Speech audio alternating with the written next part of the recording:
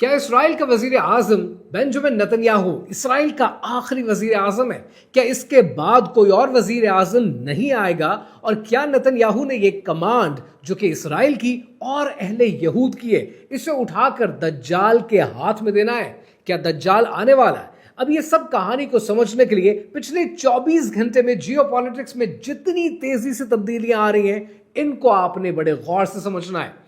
US president Donald J Trump एक बड़ी खतरनाक ट्वीट करते हैं जिसमें वो हमास को खुले अल्फाज में धमकाते हैं कि इस पीस पैक्ट के लिए तैयार हो जाएं और कहते हैं कि इतवार की शाम को 6 बजे से पहले अगर हमास ने सरेंडर कर दिया तो अमन कायम किया जा सकता है। वो अपनी ट्वीट में लिखते हैं कि if this last chance agreement is not reached, all hell like no one has ever seen before will break out against Hamas।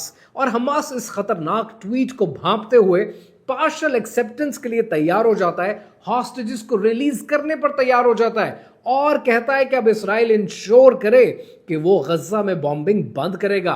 और इसी 24 घंटे के अंदर आपने ये देखा कि एक बार फिर US president Donald J Trump इस दफा विक्ट्री स्पीच देते हैं और कहते हैं कि अब हम अमन की तरफ जा रहे हैं और इसराइल को तंबीह करते हैं कि अमन कायम हो रहा है इसराइल की टर्म्स पे, लिहाजा वो बॉम्बिंग को फौरन बंद करें। ये सब कुछ जानकर आपके जहन में नेचुरली एक सवाल आएगा कि 24 घंटे में इतनी तब्दीलियां क्यों आ रही हैं? क्यों इसराइल इतनी जल्दी में?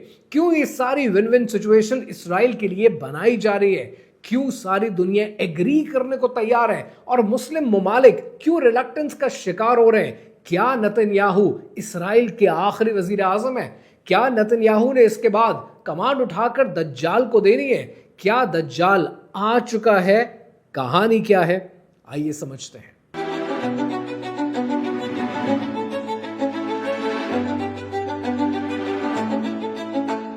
गजा पीस पैक्ट और ग्लोबल स्मूथ फ्लोटेला में ह्यूमैनिटेरियंस की गिरफ्तारी के बाद हमास की रिलक्टेंस नजर आती है।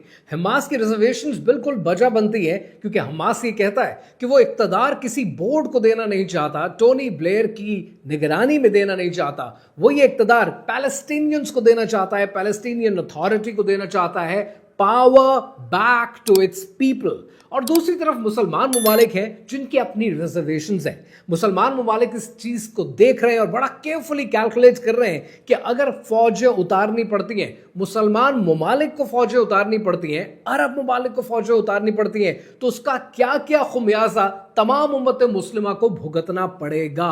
मुसलमान यहां तक सोच रहे हैं कि इस वक्त अगर हम अपनी फौजें उतारते हैं तो क्या ये थर्ड वर्ल्ड वॉर को जन्म दे देगी?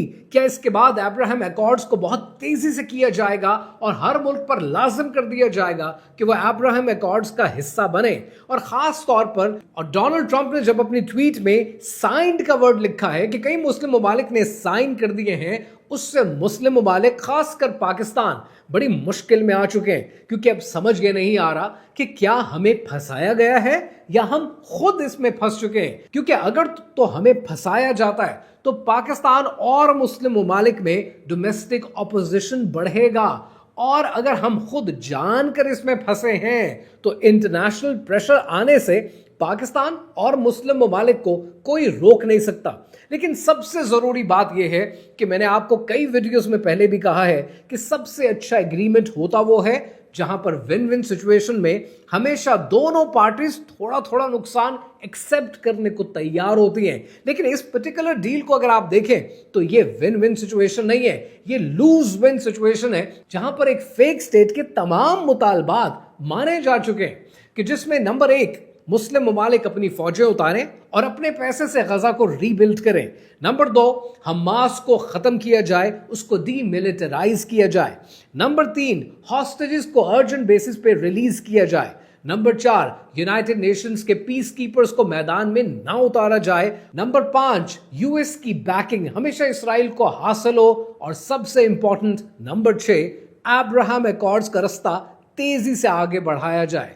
लेकिन इन सब बातों में एक सवाल बिल्कुल बनता है और वो सवाल ये है कि इतनी धमकी, इतने सख्त अल्फाज अगर यूएस प्रेसिडेंट की तरफ से इस्तेमाल किए गए तो इसका साफ मतलब है कि इसराइल जल्दी में है। लेकिन इसराइल इतनी जल्दी में क्यों है? क्यों पूरी दुनिया को फौरन जबरदस्ती एक नाम नेहाद पीस पैक्ट की तरफ पुश किया जा रहा है और ये आज का सबसे बड़ा सवाल है। बेंजामिन नेतन्याहू की जल्दी को समझने के लिए आपको इस इंसान को बहुत गौर से समझना पड़ेगा।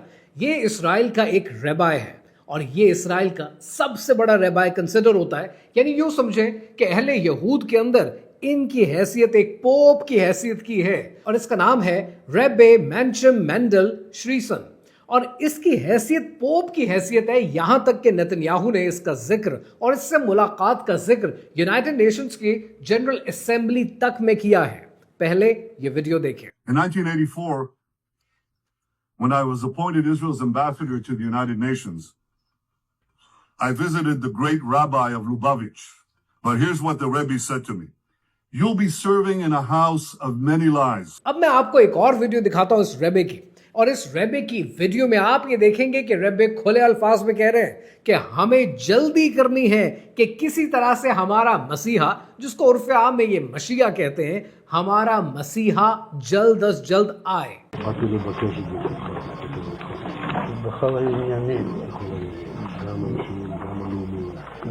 מה שישראל לאחרונה נתצו כמה עניינים.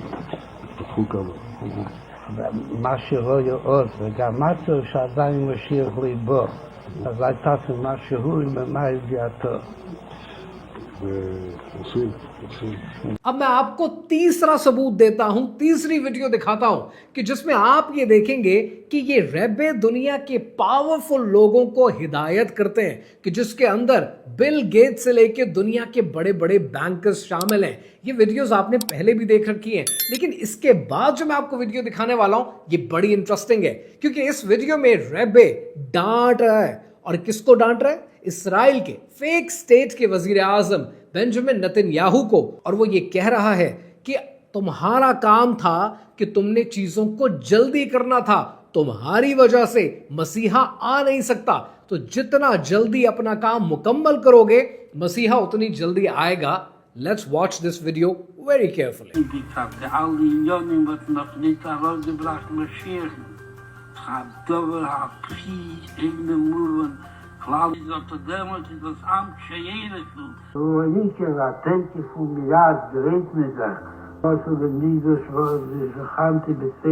अब मैं आपको लेके चलता हूँ अपनी ही एक और वीडियो की तरफ। और कुछ अर्सा पहले, 5 से 6 महीने पहले, मैंने आपके साथ ये शेयर किया था कि जहां पर अहले यहूद में बहुत से फिरके शामिल हैं, वहां पर एक जोरान का फिरका भी शामिल है जो कबाल को मानते हैं। और उनका मानना यह है कि 5वां मिलेनियम चल रहा है और ईयर 5787 से पहले हमें अपने सारे मंसूबे पूरे करने हैं, हमें मेक श्योर करना है कि हमारा मसीहा आ सके। और अगर आप इनके कैलेंडर को मॉडर्न कैलेंडर के साथ कैलकुलेट करेंगे तो आपको पता चलेगा कि वो तारीख बनती है 1 अक्टूबर सन 2027। सो अगले 2 साल के अंदर इन्हें अपने मिशन पूरे करने, अपने टारगेट पूरे करने, ताकि इनका मसीहा आ सके। अब अगर आप रेबे के फलसफे को समझें तो रेबे का फलसफा 3 बातें कहता है। पहली बात कहता है कि ग्रेटर इसराइल बनाना है, दूसरी बात कहता है कि 3rd टेम्पल ऑफ जेरूसलम बनाना है, और तीसरी बात कहता है कि मसीहा की आमद को तेज करना है। खुद इस रेबे के अल्फाज हैं कि बेंजामिन नेतन्याहू आखिरी वजीर आजम होगा और इसके बाद अगली कमांड हमारे अपने मसीहा के हाथ में होगी। जब आप इन सारी बातों को क्रॉस कंपेयर करते हैं तब आपको समझ में आता है कि शायद बेंजामिन नेतन्याहू इस्राएल का आखिरी वजीर आजम हो। दज्जाल जो ऑलरेडी इस दुनिया में मौजूद है, शायद अब वो सामने आ सके और इनकी कमांड संभाल सके। यानी उर्फ आम में कहें तो this is the beginning of the end of times. अब नेचुरली आपके जहन में बहुत से सवाल पैदा होंगे, ये दज्जाल है कौन? दज्जाल आया कहां से? दज्जाल चाहता क्या है? और दज्जाल के फितने से बच कैसे पाएंगे?